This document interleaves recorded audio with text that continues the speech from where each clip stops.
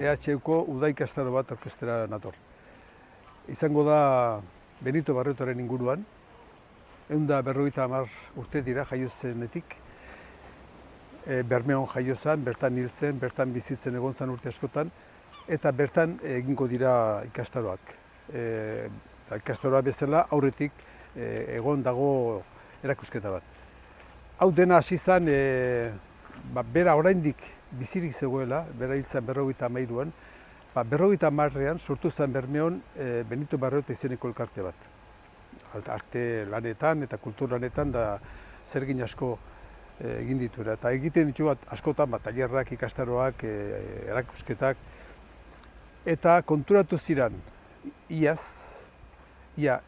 urte hurren hau zetorrela eta konturatu ziren Benitoren gauza asko ezagutzen zirela, ezagutzen zirenak eta dara zirela margolanak. Eta falta zirela marrazkiak. Eta nun dira marrazkiak. Eta horren aurrean hasi ziren, seguro nunbaiten daudela. Eta nunbaiten dauden hori horrezen suposatu zuen, etxez etxea hasi zirela begiratzen eta batean aurkitu zituzten, batean eta bestean multzotxoak, karpetatxoak, baten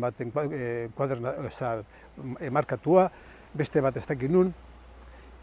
Eta horren peskizan hasi ziren, eta etxez etxe ibili eta gero 350 gora marrazki agertu dira etxeetan. Ikastaro hortan ze jarriko dugu, egun bi izango dira.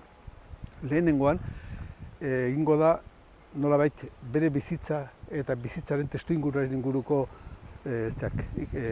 izaldiak, emanaldiak, eta egongo dira 3 pertsona. Andoren Narbaez, bere bizitzari buruz gehien dakiena, nire ustez gehien dakiena. Gero, abangoardien, lehen hamarkadetak abangoardien inguruan, Javier González de Duranak egingo du, izaldia, eta gero, 20. mendeko testuinguru politiko, oroar, Europan, horren azalpenak emango ditu Unai Belaustegik. Eta horrekin egingo genuke egun bat. Eta bigarren egunean nahi genuke zerbait praktikoagoa, Benito artista. Orduan, Benito margolari bezala, Jesus Mari Lazkanok tratatuko du, Benito grabatzaile, Susana Jodrak tratatuko du, eta Benito marrazkilari, Jose Antonio Azpirikuetak tratatuko du. Gero dago herrian, bizitako lekutan, ibilitako lekutan, marrazkietan agertzen puntuak, Nestor Basteretxeak bere omenetan egin zuen eskultura, holako txango bat egingo da.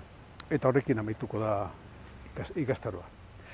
Ez ahaztu gauza bat, ikastaroaz gainera, daukagu ikastaro amaitu arte, dago oraindik ere Bermeon Arrantzale Museoan erakusketa eder bat. Oso erakusketa eder bat, merezi du ikustea. Benito Barriotoren zalea denarentzat, erregalo bat.